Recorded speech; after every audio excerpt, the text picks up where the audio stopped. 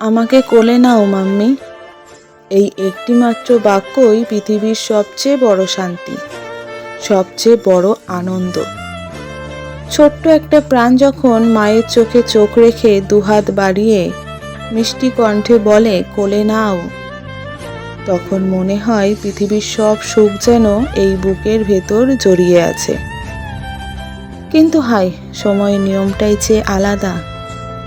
যে বাচ্চাটা একসময় প্রতিদিন প্রতিক্ষণ মায়ের কোল ছাড়া কিছুই চিনত না, আজ সে ধীরে ধীরে বদলে যাচ্ছে। ইদানিং আর খুব একটা কোলে উঠতেই চাই না। জোর করে কোলে নিলেও কিছুক্ষণ পর নেমে যাই। আগে যে মুখে প্রতিদিন প্রায় 10 বার শুনতাম কোলে নাও মাম্মি, এখন সেই শব্দ দিন দিন কমে আসছে।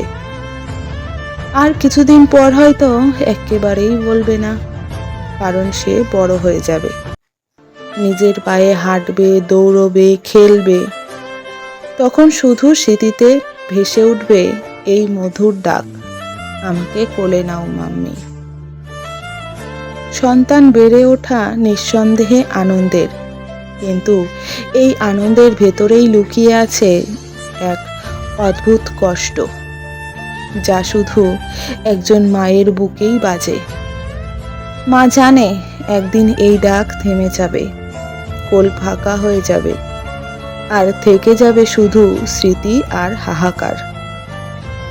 তাই আজ যারা সন্তানের এই ছোট ছোট ভালোবাসার মুহূর্তগুলো উপভোগ করছেন, তাদের বলবো, প্রতিটা মুহূর্তকে মনে রাখুন, বুকের ভেতর আঁকড়ে রাখুন, কারণ সময়ের সাথে সাথে এ আনন্দ আর কখনোই ফিরবে না।